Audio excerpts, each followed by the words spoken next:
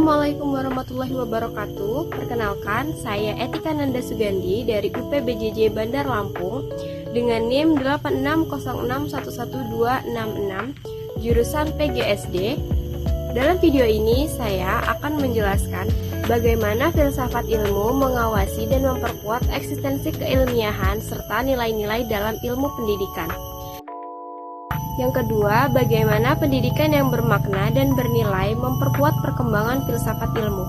Yang ketiga, bagaimana filsafat ilmu bisa dikatakan pisau analitis. Dan yang keempat, contoh konkret penerapan filsafat ilmu dalam praktik pendidikan, contohnya dalam kebijakan, dalam kurikulum, dan dalam pembelajaran. So guys, tonton video ini sampai akhir supaya di sini kita bisa sama-sama belajar tentang topik ini.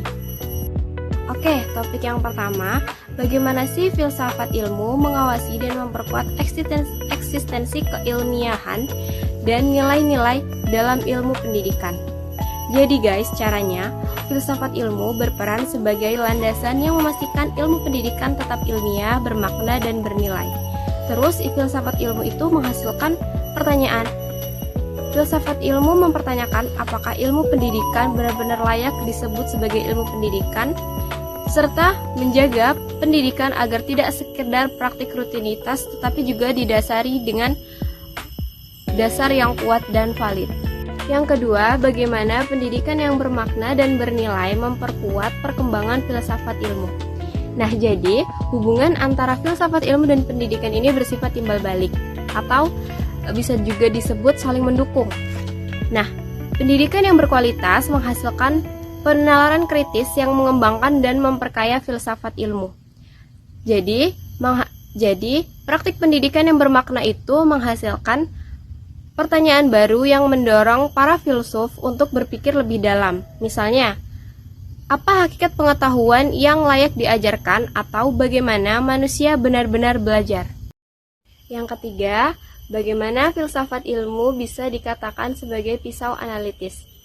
Caranya, dengan 3 poin utama yang ada dalam filsafat ilmu, yaitu ontologis, epistemologis, dan aksiologis, dijadikan sebagai pisau pembedah untuk membedah masalah yang ada dalam pendidikan. Nah, misalnya ontologis ini menimbulkan pertanyaan apa yang dipelajari dalam pendidikan. Yang kedua, epistemologis, bagaimana cara memperoleh ilmu pengetahuan untuk diaplikasikan dalam pendidikan. Dan yang ketiga, aksiologis, adalah untuk apa dan nilai apa yang dapat diajarkan dalam pendidikan serta pertanggungjawaban dalam memperoleh ilmu pengetahuan tersebut.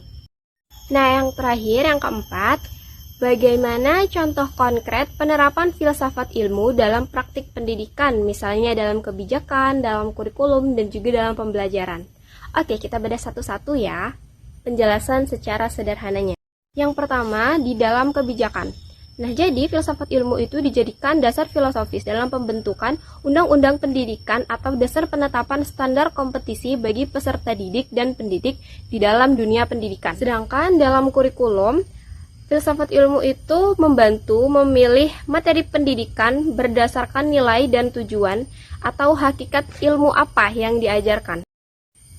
Lalu dalam pembelajaran, filsafat ilmu itu dijadikan dasar sebagai metode ilmiah untuk observasi, eksperimen, dan metode krisis berbasis makna.